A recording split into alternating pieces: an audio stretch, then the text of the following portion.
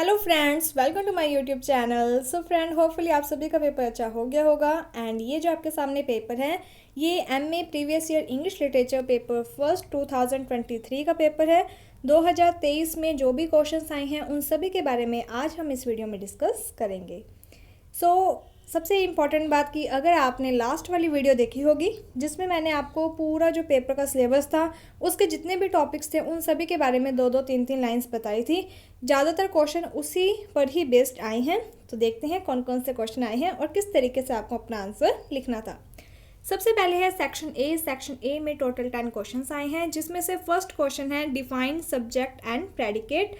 तो मैंने आपको ये चीज़ बताई थी कि सेंटेंस जो होता है उसके अंदर एक सब्जेक्ट और एक प्रेडिकेट होता है। सब्जेक्ट है जो वो हमें किसका आंसर देता है, हु का, ठीक है। यानी कि जो भी पर्सन एक्शन करता है उसे हम कहते हैं सब्जेक्ट। प्रेडिकेट क्या होता है, वर्ब। जो भी एक्शन होते हैं उसे हम कहते हैं प्रेडिकेट। जैसे कि आप ये बता सकते थे राम ईट्स अ मैंगो, तो राम है जो वो सब्जेक्ट हो जाएगा, प्रेडिकेट जिसे हम वर्ब भी कहते हैं, और यहाँ पर जो ईट्स है वो आपकी क्या आ जाती, प्रेडिकेट जिसे हम वर्ब कह देते। तो इस तरीके से आप अपना फर्स्ट क्वेश्चन का आंसर कर सकते थे। सेकंड क्वेश्चन है give example of a simple sentence and a complex sentence. यहाँ पर सिर्फ एग्जांपल ही पूछे गए हैं। सिंपल में तो आप यही लिख सकते थे राम ईट्स अ मैंगो, यानी कि एक ऐसा सेंटेंस जिसमें एक सब्जेक्ट और एक वर्ब हो। लेकिन जो कॉम्प्लेक्स सेंटेंस होता है उसमें क्या होता है कि आपका जो एक सब्जेक्ट, यानी कि इसमें दो क्लोज होते हैं, एक मेन क्लोज होता है और एक उसके ऊपर डिपेंडेंट क्लोज होता है। तो यहाँ पर आप लिख सकते थे राम सैड, तो राम सैड ये तो आपका मेन क्लोज आ जाता। That he can not come to school, ठीक है, इस तरीके से। तो ये जो आपका हो जाता दैट ही कैन, तो वो जो बाकी की लाइन है वो आपकी बन जाती डिपेंडेंट क्लोज। तो ये वाला जो क्लोज होता है जहाँ पर हम दैट, हु, विच, वेयर इस टाइप के वर्ड्स का यूज़ करते हैं एक सेंटेंस के अंदर, तो वो कॉम्प्लेक्स सेंटेंस बन जाता है। इसके बाद नेक्स्ट थर्ड क्वेश्चन है clarify difference between gerund and present participle giving one suitable example. Gerund जो कि मैंने आपको बताया था एक ऐसा वर्ड जिसके लास्ट में आईएनजी लगा हुआ होता है, लेकिन आईएनजी को हम ज़्यादातर क्या है वर्ब समझ लेते हैं। लेकिन जो आईएनजी है यानी कि जिरेंड फॉर्म है, अगर वो सब्जेक्ट के रूप में काम आती है या ऑब्जेक्ट के रूप में काम आती है तभी वो जिरेंड होता है। जैसे कि अगर आप मान लो walking is a good exercise, same यही मैंने आपको जो लास्ट रिवीजन वाली वीडियो है उसमें भी बताया था, walking is a good exercise. यहाँ पर अब जो वॉकिंग है देखने में लगता है कि ये एक वर्ब है, लेकिन यहाँ पर ये जिरेंड यानी सब्जेक्ट के रूप में काम कर रही है, ठीक है। तो ये होगी जिरेंड वॉकिंग। और यहाँ पर प्रेजेंट पार्टिसिपल, इसमें जैसे इज एम आर के साथ जो आईएनजी वाला यूज़ होता है वर्ब के रूप में वो बताते थे, जैसे कि राम इज़ स्लीपिंग, तो इज़ स्लीपिंग ये हो जाएगा प्रेजेंट पार्टिसिपल। यही फ़र्क था कि जो जिरेंड है वो सब्जेक्ट के रूप में या ऑब्जेक्ट के रूप में यूज़ की जाती है, जबकि प्रेजेंट पार्टिसिपल है जो वो एक वर्ब के रूप में यूज़ किया जाता है। नेक्स्ट है यहाँ पर आपको कुछ वर्ड्स दिए हुए हैं और आपको सफिक्स का यूज़ करना है, ये भी आपको मैंने बताया हुआ है। यानी सफिक्स होता क्या है कि जो भी रूट वर्ड होता है उसके पीछे अगर हम कोई वर्ड लगाकर एक नया वर्ड बनाते हैं तो उसे हम सफिक्स कहते हैं। जैसे कि हैप्पी है तो उसमें आप हैप्पीनेस बना सकते हो, हैप्पीली बना सकते हो। लोकेट लिखा हुआ है तो आप लोकेटेड बना सकते हो, ठीक है, लोकेशन बना सकते हो। इसके बाद जज लिखा हुआ है तो जज से जजमेंट बना सकते हो, ठीक है। इसी तरीके से राइट वर्ड लिखा हुआ है तो यहाँ पर आप राइटिंग इस तरीके से आप बना सकते हो। नेक्स्ट जो है यहाँ पर फोनेटिक ट्रांसक्रिप्शन आया हुआ है, तो ये मैं आपको अलग से एक वीडियो में बता दूंगी या फिर मैं कम्युनिटी पर एक डाल दूंगी, उसमें आप देख लेना।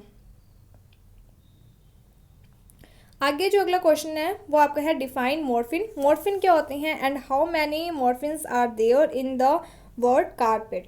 तो सबसे पहले आपको ये पता होना चाहिए कि मॉर्फिन होते क्या हैं। तो मॉर्फिन का मीन्स होता है एक रूट वर्ड, ठीक है, जिसके थ्रू हम यानी कि कुछ आगे या पीछे वर्ड्स लगाकर उसका एक नया वर्ड क्रिएट कर लेते हैं, तो उसे हम मॉर्फिन कहते हैं, रूट वर्ड या बेस वर्ड जिसे हम कह देते हैं। तो यहाँ पर जो कारपेट है इसके पीछे एस लगाया हुआ है, ठीक है, तो ये हो जाएगा इसका। अगला जो क्वेश्चन है what is the purpose of stylistic. Stylistic होता क्या है, जिस भी वर्ड के पीछे आई सी एस लगता है उसका मीनिंग होता है स्टडी। जब हम यानी कि स्टडी करते हैं कि राइटिंग का स्टाइल किस तरीके से लिखा गया है, तो उसे हम स्टाइलिस्टिक कहते हैं। और इसका पर्पस क्या होता है, इसके थ्रू हम अपनी राइटिंग है जो उसके स्टाइल में इम्प्रूवमेंट ला सकते हैं, ये सारी बातें। अगला जो क्वेश्चन था उसमें पूछा गया है define diction and syntax. Diction क्या होता है और सिंटैक्स क्या होता है। डिक्शन है जो, अगर आपने डिक्शनरी वर्ड पढ़ रखा होगा, ठीक है, डिक्टेशन वर्ड पढ़ रखा होगा, तो आप डिक्शन इजी वे में समझ सकते हो। डिक्टेशन में क्या होता है कि हम किसी भी वर्ड को प्रोनाउंस करते हैं, है ना, जिस तरीके से हम प्रोनाउंस करते हैं उसे ही हम डिक्शन कहते हैं। सिंटैक्स क्या होता है, तो सिंटैक्स एक स्ट्रक्चर होती है, ठीक है। सिंटैक्स को हम ग्रामेटिकल स्ट्रक्चर कह सकते हैं, जैसे कि subject plus verb plus object, इस तरीके से। अगला है what do you understand by documentation. Documentation क्या होता है, एक ऐसा मटेरियल जिसके अंदर हम इंफॉर्मेशन किसी भी चीज़ के बारे में प्रोवाइड करवाते हैं, तो उसे हम डॉक्यूमेंटेशन कह देते हैं। इसके बाद नेक्स्ट क्वेश्चन है differentiate between and notes and foot note. And note क्या होता है और फुट नोट क्या होता है, ये भी मैंने आपको लास्ट वीडियो में बताया था। देखो, फुट नोट का मीनिंग होता है कि हर एक पेज के ऊपर अगर कोई भी जैसे आर्टिकल दिया हुआ है, उसमें कोई एक ऐसा वर्ड है जिसके बारे में वहाँ पर प्रॉपर नहीं बताया जाता, तो उस पेज के नीचे एक यानी कि स्टार या फिर 1 2 3 इस तरीके से लिखकर उसके बारे में रेफरेंस किया जाता है, तो उसे हम कहते हैं फुट नोट। एंड नोट क्या होता है कि जब वो पूरा आर्टिकल कंप्लीट हो जाता है, तो उस आर्टिकल के कंप्लीट होने के बाद जो लास्ट वाला पेज होता है उसके ऊपर जो हम रेफरेंस लिखते हैं, उस आर्टिकल के अंदर जो मेन बातें होती हैं या फिर किसी एक कोई वर्ड है उसके बारे में एक्स्ट्रा बताना हो, जैसे कि अगर आपने देखा होगा तो आपके इंग्लिश लेसन्स होते हैं, तो उस लेसन के बाद में वर्ड मीनिंग दिए जाते थे, हिंदी में शब्दार्थ दिए जाते थे। अगर वो पूरे लेसन के बाद में दिए जाते हैं तो उसे हम एंड नोट्स कह देते हैं। अगर उस लेसन के हर एक पेज के नीचे उन वर्ड्स का मीनिंग बताया जाता है तो उसे हम फुट नोट्स कहते हैं। इसके बाद है सेक्शन बी। सेक्शन बी में आपसे पूछा गया था कि हेडवर्ड क्या होता है, प्री मॉडिफायर क्या होता है, पोस्ट मॉडिफायर क्या होता है। हेडवर्ड क्या होता है, जो एक रूट वर्ड होता है जिसके यानी कि जो मेन होता है। प्री मॉडिफायर क्या होता है कि उसके आगे जो हमने अभी सफिक्स और प्रीफिक्स पढ़े थे वही चीज़ आ जाएगी। अगर हम पहले कुछ वर्ड जोड़ देते हैं तो उसे हम प्री मॉडिफायर कह देते हैं। पोस्ट मॉडिफायर क्या होता है कि अगर हम उस हेड वर्ड के पीछे कोई और वर्ड लगा देते हैं तो उसे हम पोस्ट मॉडिफायर कहती हैं। इसके बाद नेक्स्ट जो क्वेश्चन है उसमें एक आ गया था phrase the flowing sentence using brackets.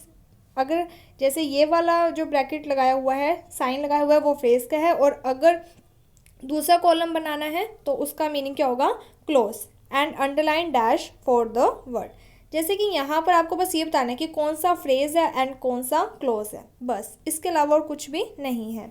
तो सबसे पहले जैसे ये दिया हुआ है I have finished the book, तो ये तो आपका मेन क्लोज है, ठीक है, और इसके अलावा ये तो आपका मेन हो जाएगा। उसके बाद लिखा हुआ है which you gave me on my birthday, तो देखो विच यू गिव मी ये तो आपका क्या हो जाएगा, क्लोज। ऑन माई बर्थडे ये आपका बन जाएगा फ्रेज, ठीक है। और इसके अलावा अगर आप देखना चाहो तो विच से लेकर बर्थडे तक ये सारा ही एक क्लोज है, और ये किस टाइप का क्लोज है, तो ये सब ऑर्डिनेट क्लोज है। इसके बाद नेक्स्ट जो यहाँ पर दिया हुआ है the old man whom I met in the train, तो whom I met in the train ये एक क्लोज है, जिसमें whom I met ये तो आपका क्लोज का है, और in the train ये आपका बन जाएगा फ्रेज। क्योंकि मैंने आपको बताया था कि जो क्लोज होता है उसमें एक सब्जेक्ट और एक वर्ब होती है, जबकि जो फ्रेज होती है उसमें ना तो सब्जेक्ट होता है और ना ही वर्ब होती है। डायरेक्ट जैसे in the train, on my birthday इस तरीके के वर्ड्स होते हैं। इसके बाद नेक्स्ट यहाँ पर रूट वर्ड के बारे में पूछा गया था आपसे, जैसे कि इनलाइटमेंट, इसमें रूट वर्ड कौन सा है, तो लाइट, जिसके आगे हमने इन वर्ड लगा दिया और मेंट वर्ड लगा दिया। इसी तरीके से रिस्पेक्टिवली है जो इसका क्या बन जाएगा, तो रिस्पेक्ट, उसके बाद टी वाली है जो वो हमने बाद में ऐड किया है। इसके बाद नेक्स्ट था what is work site list and what is the guideline for preparing a work cited list in MLA style. तो यहाँ पर आपको इसकी डेफिनेशन बतानी थी कि सबसे पहले तो वर्क साइटेड लिस्ट होती क्या है, उसके बाद ये जो चीज़ें होती हैं इसके लिए अलग अलग स्टाइल्स होते हैं, जैसे कि MLA होता है, तो उस स्टाइल के बारे में आपको बताना था। नेक्स्ट जो है उसमें पूछा गया है prepare entries for work sites list for a book written by the two author and a book written by two than more author assume the first writer as the. इस तरीके से आपको यानी कि दिया हुआ है एंट्रीज वगैरह करनी थी। तो ये क्वेश्चन मैंने आपको वीडियोस में नहीं करवाया था, तो अगर आपने इसको छोड़ भी दिया है तो भी आपके पास बाकी के ऑप्शंस बहुत सारे थे क्वेश्चन करने के लिए। यहाँ पर मैंने आपको एक वीडियो बनाई हुई थी प्रेसिस वाली, जिसमें मैंने आपको बताया था प्रेसिस होता क्या है। जैसे कि अगर आपको कोई एक आर्टिकल दिया जाता है जो कि 3 या 4 पेजेस का है या फिर 3-4 पैराग्राफ का होता है, और उस पैराग्राफ को पढ़कर अगर आप उसकी एक समरी निकालते हो, एक पैराग्राफ 10 लाइनों में आप उसका मीनिंग बता देते हो, मेन क्या बातें हैं उसमें वो बता देते हो, तो उसे प्रेसिस कहते हैं। कौन कौन से बातें आपको ध्यान में रखनी है, तो ये सारी बातें हमने डिस्कस कर रखी हैं। इसके बाद अगला जो क्वेश्चन है उसमें ये पूछा गया था write an application to the principal of your college requesting him to provide new furniture for school canteen. तो ये सबसे इजी क्वेश्चन होगा मेरे अकॉर्डिंग आपके लिए, क्योंकि आप 10th में 12th में ये सारी चीज़ें एप्लीकेशन वाली पढ़ते ही आ रहे हो। तो सेम वही लिखना था सबसे पहले, टू द प्रिंसिपल, फिर आपको उस कॉलेज, जैसे यूर कॉलेज दे रखा है तो आपको बस उस कॉलेज कोई भी कॉलेज का नेम लिख देना था। उसके बाद आपको यहाँ पर प्लेस दिया नहीं हुआ तो आप अपनी मर्जी से प्लेस लिख सकते थे। देन आप सब्जेक्ट लिख सकते थे जिसमें आप लिख सकते थे request to provide new furniture for college canteen, फिर आप सर लिख सकते थे। एंड देन सेम वही चीज़ें आ जाती जो कि आप नॉर्मल लिखते ही रहते हो कि हम आपके जो कॉलेज है उसमें BA first year, second year या किसी भी ईयर के स्टूडेंट्स हैं, और हम आपको ये बताना चाहते हैं कि हमारा जो कॉलेज कैंटीन है वहाँ पर नया फर्नीचर नहीं है, और जो पुराना फर्नीचर है वो टूटा हुआ है, या फिर वहाँ पर प्रॉपर तरीके से सीटिंग अरेंजमेंट नहीं हो पाती हैं, स्ट्रेंथ ज़्यादा हो चुकी है लेकिन जो फर्नीचर है वो कम है। इस तरीके से आप कुछ भी लिख सकते थे सारी बातें। लास्ट में आप ये लिख देते कि इस बात पर प्लीज़ अपना ध्यान देना, पेड अटेंशन, उसके बाद थैंक्स योर ओबीडेंटली आना था, उसके बाद सेम नेम मॉनिटर लिख सकते थे आप इस तरीके से। इसके बाद नेक्स्ट जो यहाँ पर है डू एज डायरेक्ट, आपको कुछ नहीं यहाँ पर प्रपोजिशन वगैरह भरनी थी। There is a new roof, एक नई रूफ है, किस पर, कॉटेज के ऊपर, यानी कि जो झोंपड़ी है उसके ऊपर है तो अबव आ जाएगा। इसके बाद नेक्स्ट जो है ही वॉज सरप्राइज्ड, तो सरप्राइज्ड के साथ हमेशा एक फिक्स्ड प्रपोजिशन लगती है, सरप्राइज्ड एट। उसके बाद नेक्स्ट है I manage to get dash the fence, तो ये मुझे एक बार थोड़ा डाउट है, इसके लिए मैं इसका आंसर नहीं बता रही आपको, आगे कर लेते हैं। If John dash me I would have help him, तो ये आपका जो कंडीशनल सेंटेंस होते हैं उसमें से आया हुआ है। जब भी नेक्स्ट वाला जो सेंटेंस है उसमें आई वुड हैव हेल्प, तो वुड हैव हेल्प दिया हुआ है, तब आपको यहाँ पर हैड प्लस वर्ब की थर्ड फॉर्म लगाना था, यानी कि if John had called me, ठीक है, ये चीज़ आनी थी। इसके बाद नेक्स्ट है डू यू थिंक, क्या तुम्हें लगता है, यहाँ पर आपको नीड मॉडल वर्ब भरना है तो ही नीड ही आएगा। इसके बाद नेक्स्ट है I'd would dash finished her new book by this time next year, ठीक है। तो मैंने आपको एक चीज़ बताई थी, बाय दिस टाइम जब भी आता है तो ये परफेक्ट टेंस को बताता है, और नेक्स्ट ईयर आ गया तो ये फ्यूचर परफेक्ट को बता रहा है। तो एट वुड है जो उसके साथ लग जाएगा विल हैव फिनिश्ड। इसके बाद अगला है जैक एंड जिल, तो 2 पर्सन आगे तो यहाँ पर गो का गो ही रहेगा, वर्ब की फर्स्ट फॉर्म रहेगी क्योंकि ये प्लूरल सब्जेक्ट है। अगर यहाँ सिंगुलर सब्जेक्ट होता तब यहाँ पर गोस हो जाता।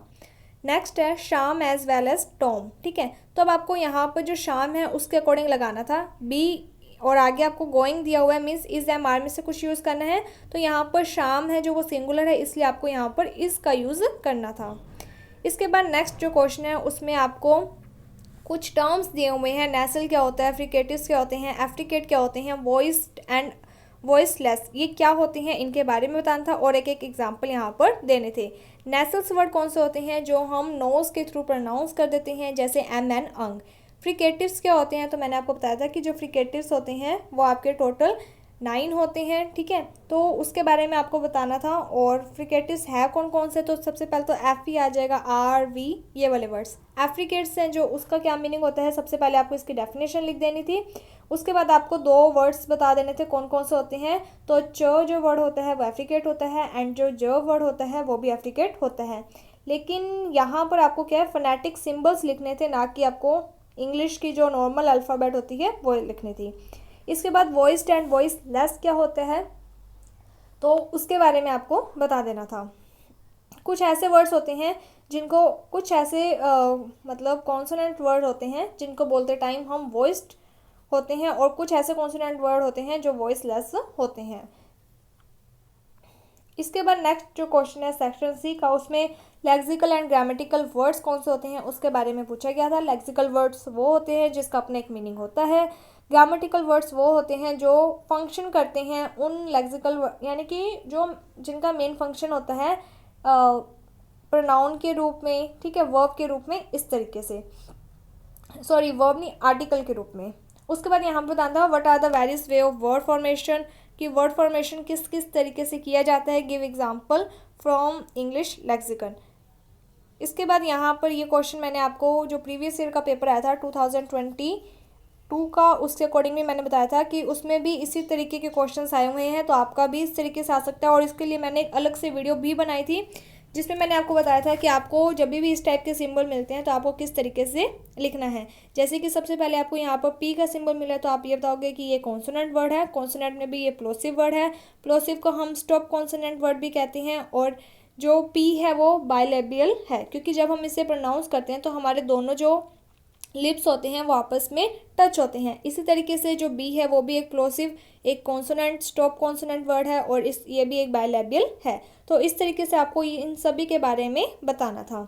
इसके बाद जो नेक्स्ट है वो आपको एक टॉपिक दिया जाता है, यानी कि 3 टॉपिक्स दिए गए हैं, इसमें से आपको एक पर पूरी जैसे एक थीम दी हुई है जिसके बारे में आपको पूरा डिटेल में लिखना था। देन यहाँ पर आपको एक पैराग्राफ दिया गया है जिसमें आपको इसे रीड करना था। इसका नेचर क्या है, इसका स्टाइल क्या है, किस तरीके से लिखा गया है, इसमें किसी लिटरेरी टर्म्स का यूज़ किया गया है, और इसमें थीम क्या बनती है, ठीक है, और इसका नेचर कैसा है, यानी कि अगर आप इसको पढ़ते हो तो आपको क्या लगता है कि ये डरावना है या फिर किस टाइप से ये रिलेट करता है, ठीक है। तो इस तरीके से आपका पेपर आया था। पेपर ईजी ही था अगर आपने वीडियोस पढ़ रखी होंगी। And so thank you friends for watching my video. Thank you.